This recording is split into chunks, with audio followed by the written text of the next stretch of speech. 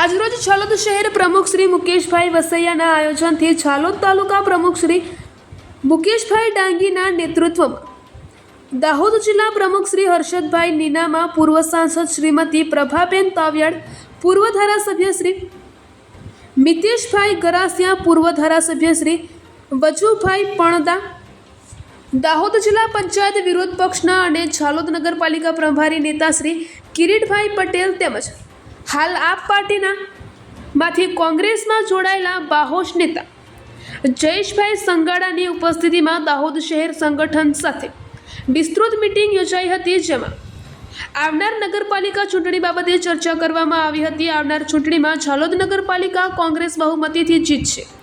જય કોંગ્રેસ, જય વિજય કોંગ્રેસ. અહેવાલ સુરેશ મકવાણા, ગુજરાત બ્યુરો ચીફ. એક વર્ષથી લાઇટ બિલના 1.80 કરોડ ચૂકવ્યા નથી. દર માસ 8 થી 9 લાખ રૂપિયા બિલ આવે છે. એટલે કે ઝાલોદ નગરપાલિકાનું લાઇટ બિલનું બિલ જ નગરપાલિકા ચૂકવતી નથી. ઝાલોદ નગરપાલિકા પાસે એટલું વહીવટ તંત્ર જ નથી કે એ લોકો મેનેજમેન્ટ શું કરી શકે. આ લોકો ડબલ એન્જિનની વાત કરે છે, પણ ડબલ એન્જિન નહીં.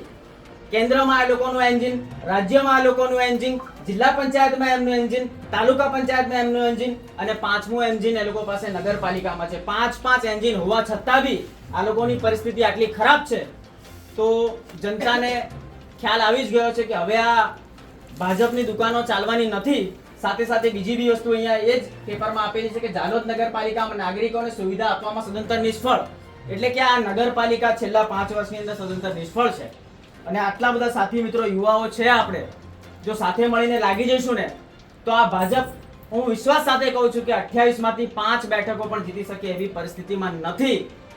એટલે વધારે વાત નહીં કરું. તમામ આપણા સન્માનીય નેતાઓ છે, આ બબ્બે સમસ્યાઓ જે આપણી વચ્ચે આવી છે, અને પ્રમુખશ્રીને હું કહીશ કે જો આટલા જ લોકો જો આપણી સાથે હોય તો વિરોધ પ્રદર્શન અને આવેદનપત્રનો જે પ્રોગ્રામ આપણે કરીએ આવનારા 2-3-4 દિવસ પછી જ, અને ટાવરથી લઈને નગરપાલિકા ચોકની ચીફ ઓફિસરની ઓફિસ સુધી જ જવાનું છે, ખૂબ લાંબુ નથી જવાનું. જો આટલી જ જગ્યાએ જો આ બેજ કટિંગ લઈને જો આપણે ચાલીશું ને તો જનતા વચ્ચે ખૂબ સારો મેસેજ જશે અને જે સક્રિયતા દેખાશે. સંગઠન તો છે જ, પ્રભારી પણ છે, ઉમેદવારો પણ આવી જશે, પણ અભાવ છે શાનો? અભાવ છે વિઝિબિલિટીનો, જે દેખાવનો કે કોંગ્રેસ પાર્ટી મેદાને છે.